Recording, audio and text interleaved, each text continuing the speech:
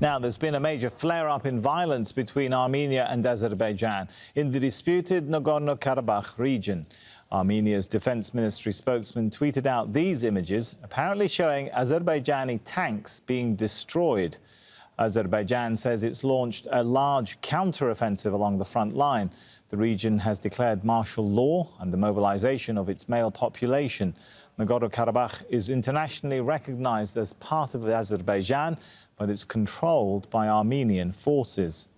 Robin Forestier-Walker is monitoring developments from Tbilisi in Georgia. He joins us on the phone from there. So let's start with this general mobilization going on in Nagorno-Karabakh. It's just been announced. I guess that's a sign that things are not calming down. No, Sammy, it doesn't look that way at all. I've been in touch with both foreign ministries of Azerbaijan and Armenia, and as you were saying, both sides accusing the other of starting this, which, of course, is the typical statements that you hear. So it's very difficult to get a clear picture. But what the Azeris are saying is that the Armenians began shelling civilian positions and military positions on their front line, on their side of the front line of the military area that we're talking about now, which is Nagorno-Karabakh, and that civilians were injured and 2 Azeri military personnel killed.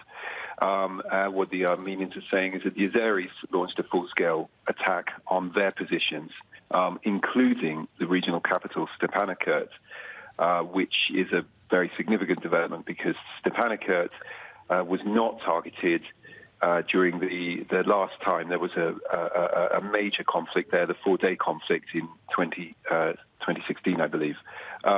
We also saw violence earlier this year, but that was not in the Nagorno-Karabakh area, this contested area. So the fact that Stepanakert has been targeted really ups the ante, so to speak.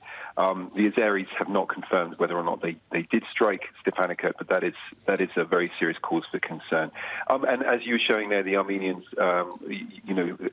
quick to use military pictures of the attacks that they've been able to make on the Azeri side and inflicting damage to Azeri equipment. The Azeris have in the past used unmanned drones to carry out missile strikes. They have significant military hardware. And in fact, they have spent a very large amount of their budget on building up their armed forces. But the Armenians also are well fortified their positions. They're the ones who control Karabakh. And so the potential for serious injuries because this area is also, there are civilian populations on both sides, potential for more serious damage to civilian infrastructure and civilian positions is always there. And this is very worrying to see this happening right now.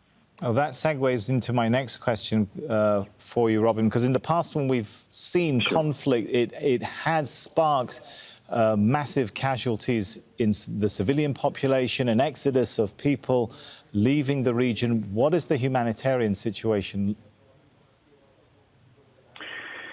Well, Nagorno-Karabakh is populated with civilians. The Stepanakert, the regional capital, is quite a large town, and there are also a number of villages that are sort of quite strung out along the sort of lowlands as well of this area that Armenia controls, and they tend to be kind of mixed in with military positions because of the fact that this area has been a regional conflict zone for so many years. And on the Azeri side too, these are farming villages mixed in with the front lines. You're never far from civilian positions that can be easily hit, of course, because the shelling, isn't necessarily that accurate.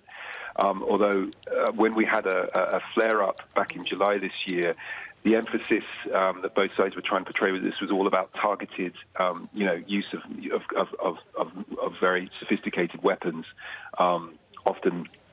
In the Azeri's case, these are Israeli-built drones that are capable of targeting very specific places, and they've shown a lot of videos of military installations being hit. But always the potential for civilian casualties is huge, and it's very concerning to see that civilian positions, including Stepanakert, are being struck now, if that is the case. All right, thanks so much, Robin Forestier-Walker there.